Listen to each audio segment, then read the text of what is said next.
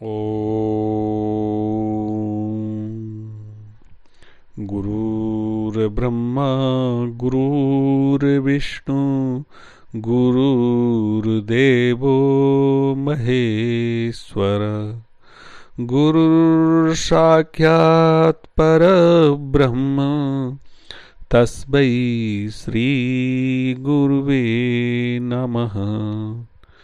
ध्यानमूलं गुरो मूर्ति पूजामूलं गुरो पदं मंत्रमूलं गुरोर्वाक्यं मोक्षमूलं गुरो कृपा।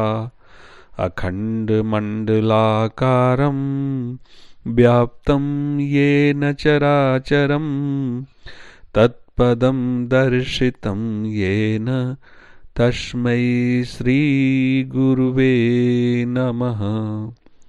तस्मै श्री गुरुवे नमः। जय श्री कृष्ण मित्रों, आप सभी को दीपावली की हार्दिक शुभकामनाएं। दीपावली का पर्व बहुत बड़ा पर्व है।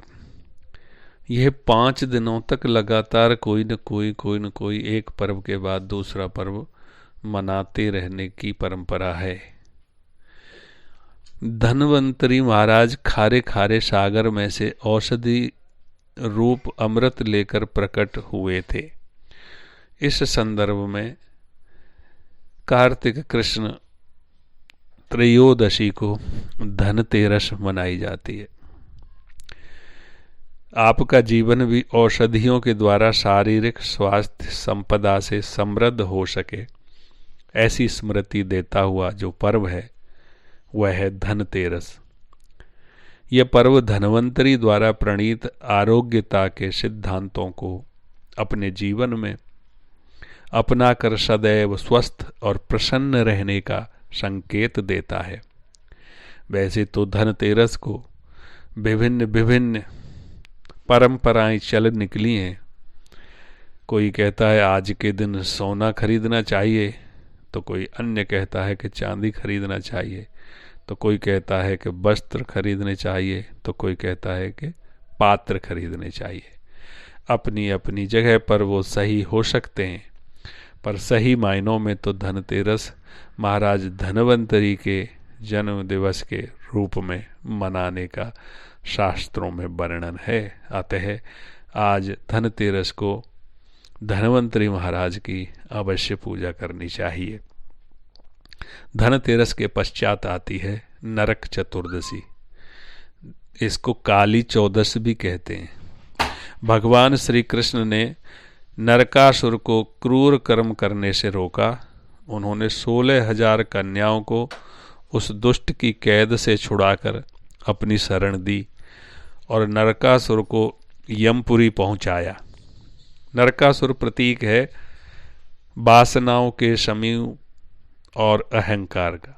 जैसे श्री कृष्ण ने उन कन्याओं को अपनी शरण देकर नरकासुर को यमपुरी पहुंचाया, वैसे ही आप हम भी अपने चित्त में विद्यमान नरकासुर रूपी अहंकार और वासनाओं के समूह को श्री कृष्ण के चरणों में समर्पित कर दें, ताकि आपका अहम, हमारा यह घमंड यमपुरी पहुंच जाए और आपकी और हमारी असंख्य वृत्तियां श्री कृष्ण के अधीन हो जाएं। ऐसा स्मरण कराता हुआ पर्व है नरक चतुर्दशी। इन दिनों में अंधकार में उजाला किया जाता है। तो हे मनुष्य, अपने जीवन में चाहे जितना अंधकार दिखता हो, चाहे जितना नरकासुर अर्थात वासना और अहम का प्रभाव दिखता हो, आप अपने आत्म कृष्ण को पुकारना। श्री कृष्ण रुक्मिणी को आगे वाणी देकर अर्थात अपनी ब्रह्म विद्या को आगे करके नरकासुर को ठिकाने लगा देंगे। स्त्रियों में भी कितनी शक्ति है। नरकासुर के साथ केवल श्री कृष्ण लड़े हों ऐसी बात नहीं है। श्री कृष्ण के साथ रुक्मिणी जी भी थी।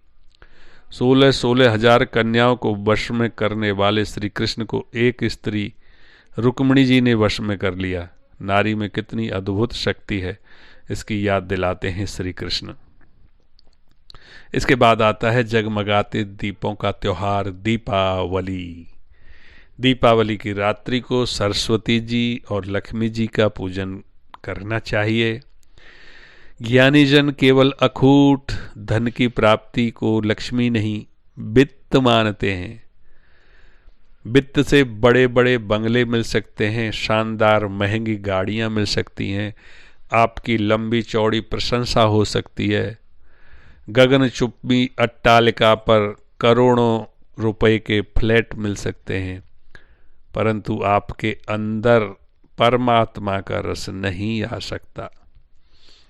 इसीलिए दीपावली की रात्रि को सरस्वती जी का भी पूजन किया जाता है, जिससे लक्ष्मी के साथ साथ आपको विद्या भी मिले। वह विद्या भी केवल पेट भरने की विद्या नहीं, वरन वह विद्या जिससे आपके जीवन में मुक्ति के फूल महक सकें। सा विद्या या विमुक्तये, ऐहिक विद्या के साथ साथ ऐसी मुक्ति प्रदायक विद्या ब्रह्म विद्या आपके जीवन में आए, इसके लिए सरस्वती जी का पूजन किया जाता है। आपका चित्त आपको बांधने वाला ना हो, आपका धन आपकी आयकर भरने की चिंता को न बढ़ाने वाला हो, इनकम टैक्स का चिंतन कराने वाला ना हो, आपका धन आपको विषय विकारों में न गिराने देने वाला हो। इसलिए दीपावली की रात्रि को लक्ष्मी जी का पूजन किया जाता है। लक्ष्मी आपके हमारे जीवन में महालक्ष्मी होकर के आए। वासनाओं के बेग को जो बढ़ाए वह लक्ष्मी नहीं, वह वित्त है, और वासनाओं को श्री हरि के चरणों में पहुंचाए वह महालक्ष्मी है। नारायण में प्रीत करवाने वाला जो वित्त है वह है महालक्ष्मी। दीपावली वर्ष का आखिरी दिन होता है गुजराती पंचांग के अनुसार, और नूतन वर्ष प्रथम दिन है वह दिन जिस दिन गोवर्धन की पूजा की जाती है। दीपावली की रात्रि में वर्ष भर के कृत्यों का याद करके आने वाले नूतन वर्ष के लिए शुभ संकल्प करके सोएं, और उस संकल्प को पूर्ण करने के लिए नव वर्ष के प्रभात में अपने माता पिता, गुरुजनों, सज्जनों, साधु संतों को प्रणाम करके तथा अपने सद्गुरु के श्री चरणों में जाकर नूतन वर्ष के नए प्रकाश, नए उत्साह और नई प्रेरणा के लिए आशीर्वाद प्राप्त करें। जीवन में नित्य निरंतर नवीन रस, आत्मरस, आत्मानंद मिलता रहे, ऐसा अवसर जुटाने का दिन है नूतन वर्ष का प्रथम दिन, अर्थात गोवर्धन पूजा। जिस पर्वत को भगवान श्री कृष्ण ने मात्र उंगली पर धारण करके ब्रजवासियों को डूबने से बचाया था, वो दिन है गोवर्धन पर्वत की पूजा करने का।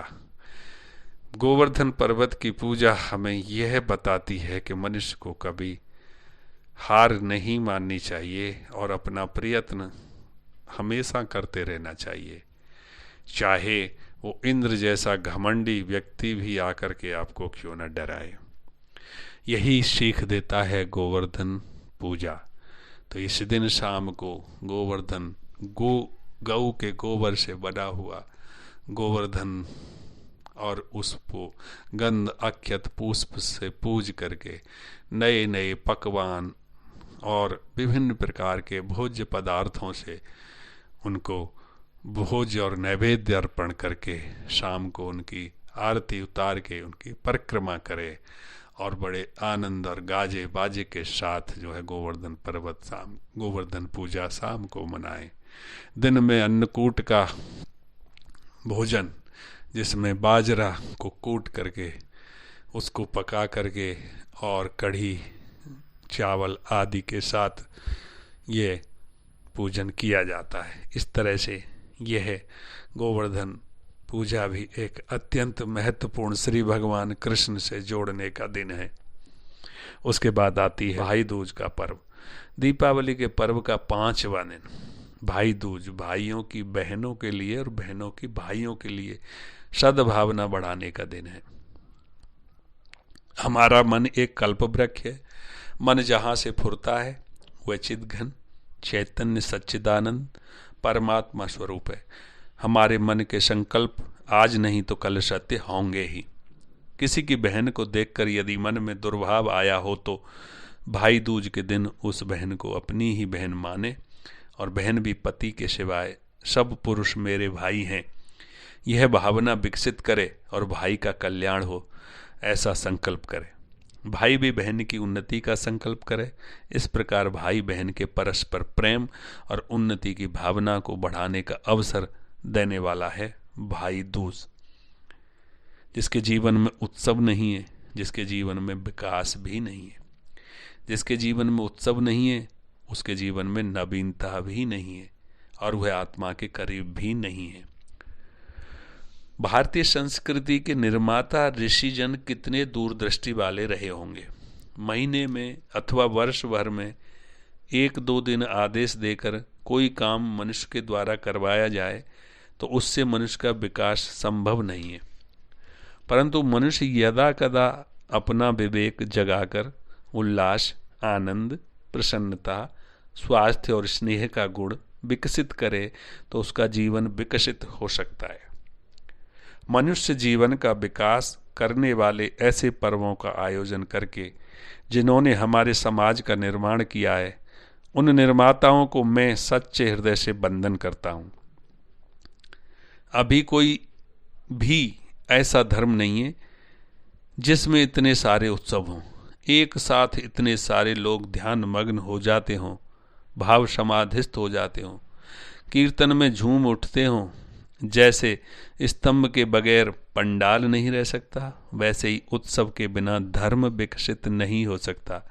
जिस धर्म में खूब खूब अच्छे उत्सव हैं वह धर्म है सनातन धर्म, और सनातन धर्म के बालकों को अपनी सनातन वस्तु प्राप्त हो, इसके लिए उदार चरित्र बनाने का जो काम है वह है पर्वों, उत्सवों और सत्संगों के आयोजन करना। हमारे दीपावली पर्व पर पटाखे, फुलझड़ियाँ, प्रकाश, दीपक ये सभी जलाने की परंपरा वर्षों वर्षों से चली आ रही है। आज इस परंपरा पर भी कुछ तथाकथित धर्मावलंबी ज्ञान दूत, शांति दूत और अपने प्रयोजनों को सिद्ध करने के लिए इस पर कुठारघात करने से भी नहीं चूक रहे हैं। एक तरफ प्रदूषण का रोना लेकर के हर दीपावली पर इन पर प्रतिबंध लगाने की कोशिश करना, यह इसी का एक जीता जाता उदाहरण है।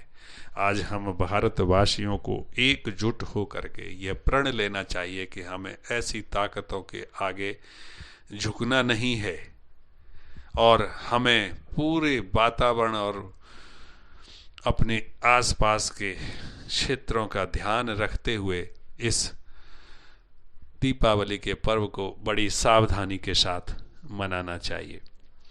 5 पर्वों के पुंज इस दीपावली महोत्सव को लौकिक रूप से मनाने के साथ साथ हम उसके आध्यात्मिक महत्व को भी समझें, यही लक्ष्य हमारे पूर्वज ऋषि मुनियों का रहा है। इस पर्व पुंज के निमित्त ही सही अपने ऋषि मुनियों के, संतों के, सद्गुरुदेव के दिव्य ज्ञान के आलोक में हम अपना अज्ञान अंधकार मिटाने के मार्ग पर शीघ्रता से आगे बढ़ें। यही इस दीप मालाओं के पर्व दीपावली का संदेश है, यही सच्ची दिवाली है। आप सभी को दीपावली की खूब खूब बधाइयाँ, आनंद ही आनंद, मंगल ही मंगल। जय श्री कृष्ण। बाह्य दिए जगमगाए, प्रभु करे कि आत्म दिया जगाने की भी भूख लाए। इसी भूख में ताकत है और हम सारे कर्म बंधन मिटाएं, आत्म ज्योति जगाएं। ओम ओम ओम शांति। ओम शांति। ओम